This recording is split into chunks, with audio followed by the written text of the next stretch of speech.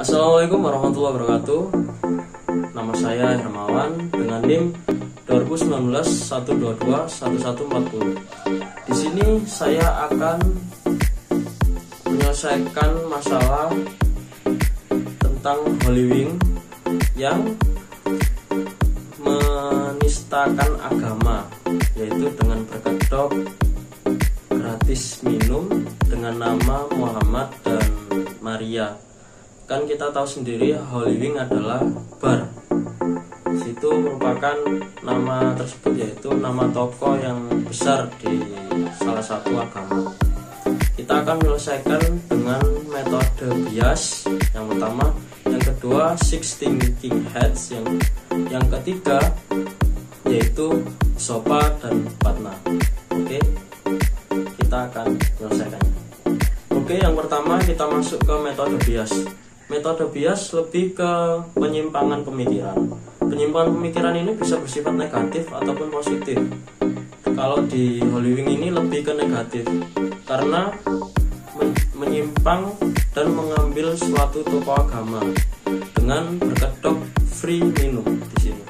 Kalau misalkan Holy Wing itu tempat yang baik ataupun tempat yang religi, bolehlah kita memakai nama tersebut untuk produk tersebut, karena Holy Wing adalah tempat bar atau hiburan malam. Jadi tidak cocok untuk nama tersebut dijadikan suatu promosi, dan sehingga Holy Wing mendapatkan kepercayaan diri yang lebih optimis dan penyimpangan konfirmasi. Jadi dia beranggapan warga Indonesia banyak yang mempunyai nama tersebut dapat menarik suatu pelanggan, tetapi sebaliknya, maka itu dapat menjadi dapat menjadi masalah Holy Wing untuk tempat tersebut ditutup karena menggunakan nama tokoh agama. Kita masuk ke metode 2, yaitu 16 King Heads, yaitu berpikir dengan sistem topi. Kita dapat berpikir dengan kohesif, rinci, dan efektif. Oke, yang pertama yaitu topi hijau. Topi hijau ini lebih ke promosi, dengan beranggapan Holy Wing dapat mengundang suatu pengunjung yang banyak dengan memberikan diskon atau promosi free minum di sini. Yang kedua di topi merah, yaitu Holy Wing beranggapan nama tersebut tidak begitu penting karena Holy Wing juga tidak memaksa suatu orang untuk membeli atau minum minuman tersebut, tetapi hasilnya fatal. Yang ketiga yaitu topi kuning. Holy Wing harus tetap berevaluasi.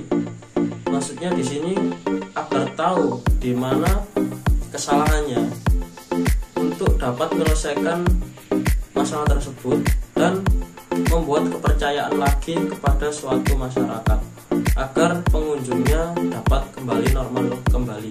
Karena dalam suatu promosi harus dipikirkan secara matang.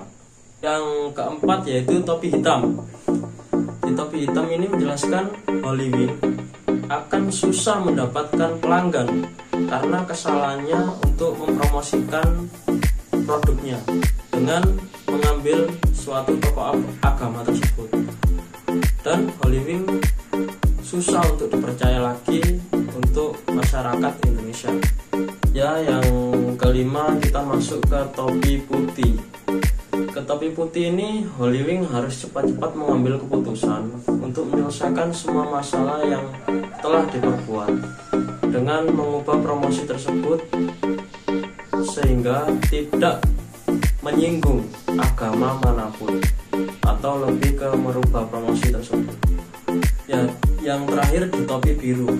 Seharusnya Holy Wing menggunakan promosi tersebut dengan menggunakan tokoh agama harus mempunyai izin agar tidak terjadi suatu permasalahan seperti ini, yaitu melecehkan suatu agama, sehingga Holy Wing dapat mengatasi suatu masalah tersebut. Bahwasanya kalau misalkan melakukan promosi harus berunding dengan tokoh-tokoh agama, apakah boleh atau tidak. Dengan begitu perusahaan dapat mengelola suatu promosi tersebut dengan baik dan benar. Ya, kita masuk ke metode 3, yaitu Batna dan Zopa. Yang pertama Batna. Di sini Batna Holywing melakukan negosiasi bagaimana caranya mereka tidak sampai ditutup ataupun kena sanksi yang berat. Jadi dinegosiasikan dengan bagaimana caranya, alternatifnya agar perusahaan tersebut terus berjalan tanpa adanya penghapusan yang ada di lokasi, tiap-tiap lokasi yang ada di Indonesia, dan melakukan langkah apa yang terbaik agar perusahaan dapat berjalan secara normal seperti sebelumnya. Dan di Batna ini menghasilkan perusahaan tidak ingin ditutup dengan mengurus surat izin tersebut agar usahanya dapat berjalan dengan lancar. Itu proses dari Batna. Yang kedua Zopa, di mana perusahaan Holywing ini melakukan negosiasi tetapi dalam batas-batasan tertentu. Dengan begitu perusahaan Holywing dapat bernegosiasi secara bagaimana enaknya, bagaimana setujunya untuk pemerintah menangani hal tersebut. Jadi tidak sampai berlanjut lama ataupun berkepanjangan yang membuat Holywing menjadi tutup. Kalau proses di Zopa, dia siap membayar denda yang telah dilakukan atau kesalahan fatal tersebut, tetapi tidak ingin ditutup. Tapi dia siap untuk hukuman yang akan diberikan oleh pemerintah dan denda yang diberikan oleh pemerintah. Jadi siap untuk konsekuensi tetapi tidak mau ditutup. Itulah hasil dari Zopa. Kita masuk ke kasus kedua, yaitu kasus tentang tingginya angka kecacatan produk ataupun produksi gagal. Kita akan menyelesaikan dengan metode RCA atau Root Cause Analysis. Oke, langsung saja. Ya, apa sih RCA?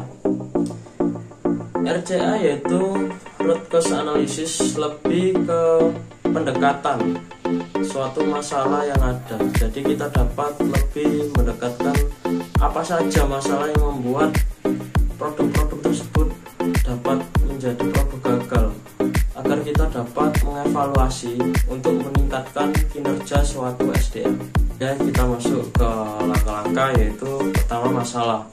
Di sini masalahnya yaitu kegagalan produk atau kecacatan produk.